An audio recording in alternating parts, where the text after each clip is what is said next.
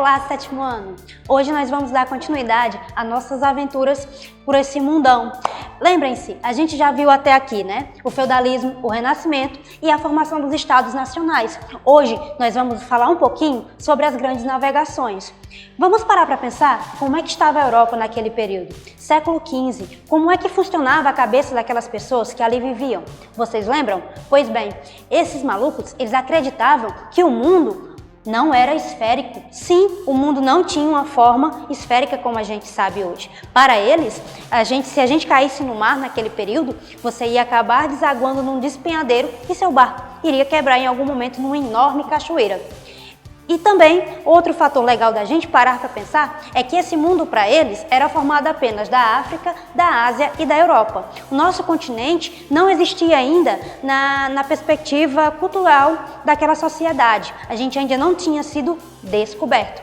De uma forma geral, o mar Mediterrâneo era a ponte que ligava o Oriente à Europa, sendo a única forma desses povos terem contatos. Lembrando, pessoal, que aqui nesse capítulo a gente vai falar sobre os processos de comercialização e de troca cultural desses povos. Lembrando que eles iam, nessas expedições até então, buscar artigos de luxo e as especiarias. Aqui a gente sempre faz dá aquela lembrada, que essas especiarias elas eram muito caras. Professora, o que é especiaria? Eis um questionamento. O que são as especiarias?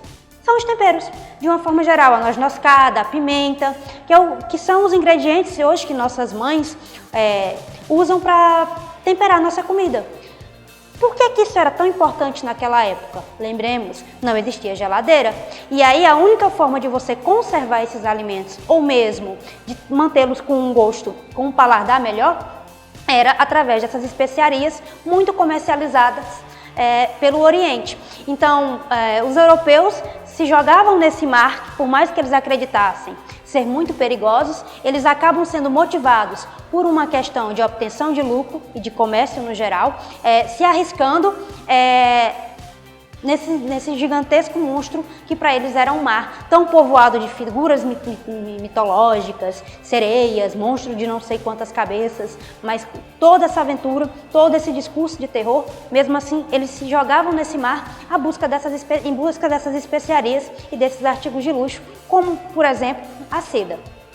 E aí, dentro desse métier cultural, a gente vai ter em destaque cultural e econômico as cidades italianas, Gênova e Veneza, se destacando enquanto monopólio desse comércio. Então, grande parte dessas comercializações ocorriam nessas duas cidades italianas.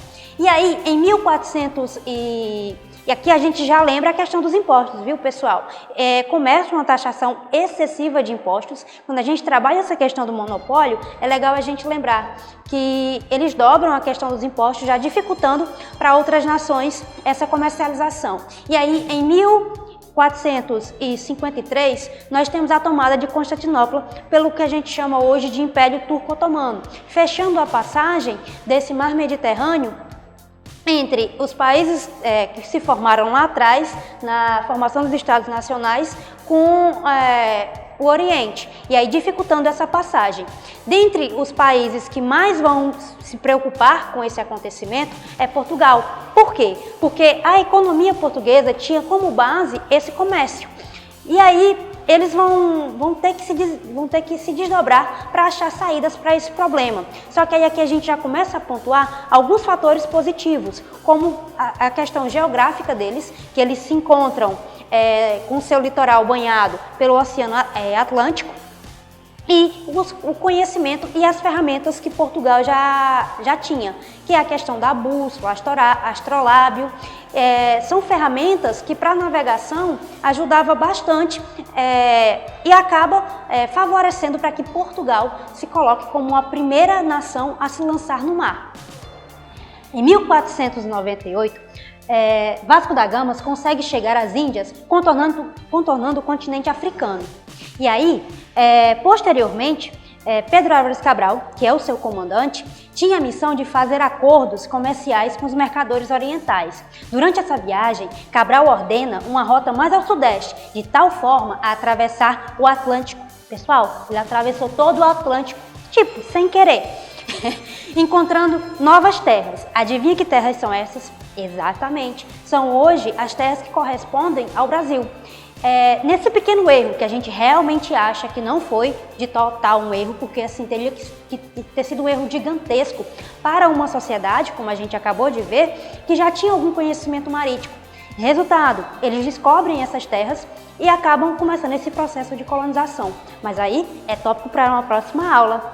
A gente se encontra já no Meet. Até já! Eu vou te levar Pra onde? Sem quadrilha esse ano ou...